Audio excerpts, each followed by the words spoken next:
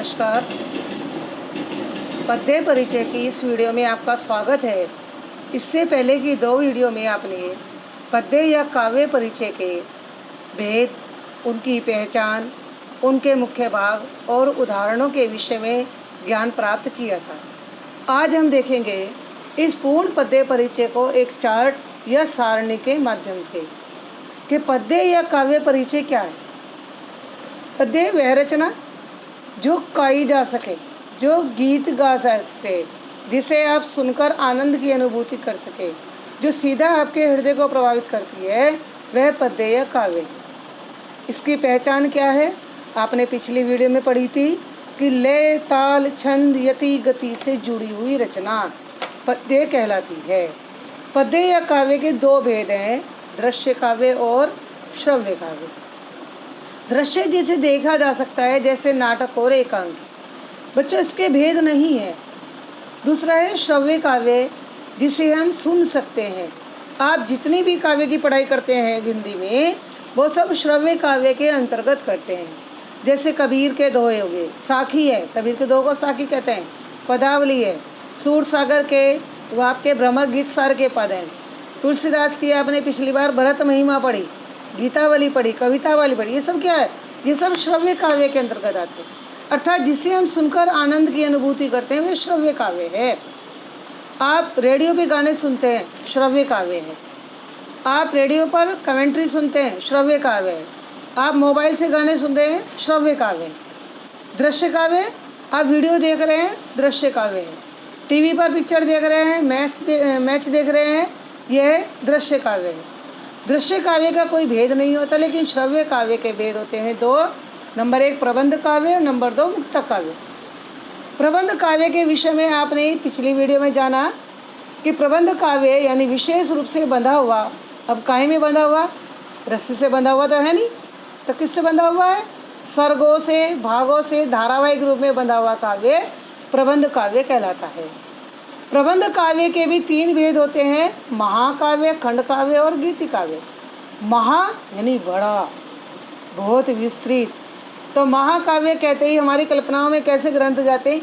इतने मोटे ग्रंथ जाते, रामचरितमानस, ठीक है, पद्मावत। आप कहोगे सूरसागर, सूरसागर महाकाव्य नहीं है।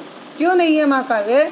क्योंकि बच्चों, सूरसागर में सारे पद एक दूसरे से जुड़े हुए नहीं हैं। सूरसागर में कहीं कवि सूरदास ने श्री कृष्ण के बाल्यकाल का चित्रण किया, कहीं सूरदास ने भगवान श्री कृष्ण की भक्ति की, विनम्रता के पद गा लिए, कहीं श्री कृष्ण और गोपियों के विरह का चित्रण कर दिया, कहीं श्री कृष्ण माता यशोदा का चित्रण कर दिया। तो इसलिए वह मुक्तक काव्य में आएगा, वह महाकाव्य में नहीं आएगा। महाकाव्य का कथानक भी बड़ा होता है। इसमें एक पात्र प्रमुख होता है, बाकी सारे सहयोगी होते हैं। जैसे बच्चों कामायनी महाकाव्य है। ये जो कामायनी महाकाव्य है, इसका एक भाग आप कक्षा 12 में श्रद्धा मनु के नाम से पढ़ेंगे।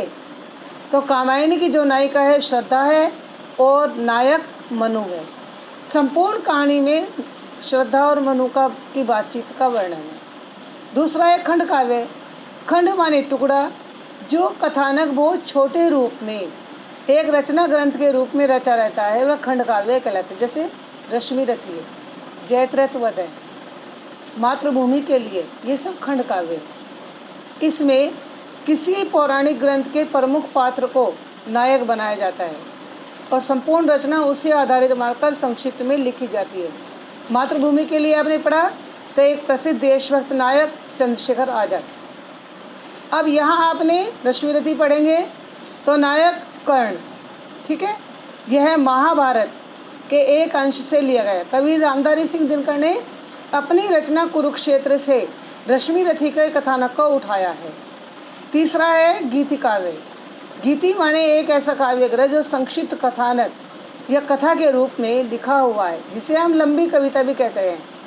जैसे निराला की रची हुई सरोज स्मृति, यह गीति काव्य है, क्योंकि सरोज स्मृति में कवि निराला ने अपनी पुत्री को याद करते हुए इस कविता को लिखा है।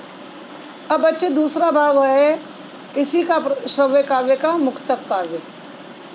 मुक्तक काव्य का तात्पर्य क्या है? जो काव्य मुक्त है, मुक्त माने स्वतंत्र, किसी बंधन में बंधा हुआ नहीं। जैसे कबीर की साखी, पहली साखी में संत कबीरदास ने अपने सच्चे गुरु की महिमा का वर्णन कर दिया। दूसरी साखी में संसार की मोह माया और मनुष्य की स्थिति का वर्णन कर दिया। तीसरी साखी में मनुष्य की अज्ञानता का वर्णन कर दिया। तो कहने का तात्पर्य क्या है कि इस साखी का एक भी दोहा दूसरे दोहे से बंधा हुआ नहीं है, तो वह मुक्त काव्य है, यानी स्वतंत्र काव्य है। ऐसे काव्य ग्रंथ जिसका प्रत्येक पद स्वतंत्र होता है, एक अलग भाव का बोध कराता है, वह मुक्त काव्य कहलाता है। रहीम के दोहे मुक्त काव्य के अंतर्गत आते हैं। ठीक है बच्चों, तुलसीदास के दोहे हैं, पिछले साल आपने दोहावली पढ़ी, तो ये मुक्त काव्य के अंतर्गत आते हैं, क्योंकि मनुष्य को कहीं दृष्टांत दिए गए, कहीं भगवान राम की भक्ति की गई, कहीं कुछ और बता दिया गया, कहीं कुछ और बता दिया गया। अब मुक्तक काव्य के भी दो भेद होते हैं, पाठ्य मुक्तक और गेय मुक्तक। पाठ्य मुक्तक, पाठ्य माने पढ़ना। जब हम किसी की कविता को पढ़ते हैं, उसे गा नहीं सकते, वह पाठ्य मुक्तक कविता कहलाती है। यह कविता गद्य रूप में लिखी जाती है। जैसे आपने भिक्षुक कविता पढ़ी थी कवि निराला की, या आप कक्षा 12 में हिरोशिमा पढ़ेंगे, ये पाठ्य मुक्तक कहलाती है, जिसे आप पढ़ लेते हैं। कैसे? मान लो हिरोशिमा कविता आप पढ़ेंगे, वह सूर्य उदय हुआ था नगर के बीचों बीच, आग बरसी, एक क्षण का उदय और अस्त का कार्यक्रम, और फिर सब कुछ समाप्त। यह है आपकी पाठ्य मुक्तक। यह भिक्षुक कविता आपने निराला की पढ़ी होगी। वह आता, लाठी टेकता, एक हाथ झोले पर एक हाथ पेट पर, अत्यंत दयनीय, फटे कपड़े हैं, भीख के लिए दयनीयता है। अब मुझे नहीं पता आपने किस तरह से पढ़ा होगा। ऐसी तोड़ती पत्थर आपने पढ़ी थी, 9 या 10th में पढ़ी होगी, वह भी पाठ्य मुक्तक के अंतर्गत आती है। दूसरा है गेय मुक्तक। गेय माने जो गाया जा सके।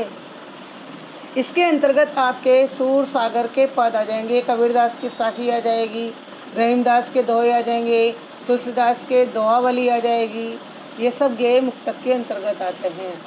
इसमें भी काव्य का एक पद दूसरे पद के साथ जुड़ा हुआ नहीं रहता, लेकिन इस गेय मुक्त में लय, ताल, यति, गति सब कुछ होती है। कबीर के दोहे, सूरदास के पद आपने विभिन्न वाद्य यंत्रों के साथ साधु संतों को द्वारा गाते हुए देखा होगा। कभी आप मथुरा वृंदावन जाइए, वहाँ सूरदास के पदों का गायन होता है, तो ये गेय मुक्तक है। इस प्रकार बच्चों, इन 3 वीडियोस के माध्यम से आपने आज पद्य परिचय समझा। इस पद्य परिचय का संपूर्ण ज्ञान तुम्हें हो गया होगा। अब कल हम इसी वीडियो में आपको पद्य या काव्य साहित्य इतिहास आरंभ करेंगे। बच्चों, इसी के आधार पर आप प्रश्न तैयार करेंगे, लेकिन आपसे बार बार आग्रह है कि गाइड और मॉडल की तरफ बिल्कुल भी मत भागे। अपनी तैयारी अपनी पाठ्य पुस्तक के आधार पर करिए, क्योंकि कोई भी प्रश्न कितना भी आउट ऑफ पाठ्यक्रम आ जाए, लेकिन आउट ऑफ सिलेबस आने वाला प्रश्न हमेशा आपके पाठ्यक्रम में से ही होता है। वरना कभी बोर्ड में ये नहीं सुना कि हिंदी की पेपर में किसी ने अंग्रेजी के प्रश्न दे दिए हों। तो इसलिए आपकी अपनी तैयारी अपने पाठ्यक्रम पर, अपनी पाठ्य पुस्तकों के आधार पर ही होनी चाहिए। धन्यवाद।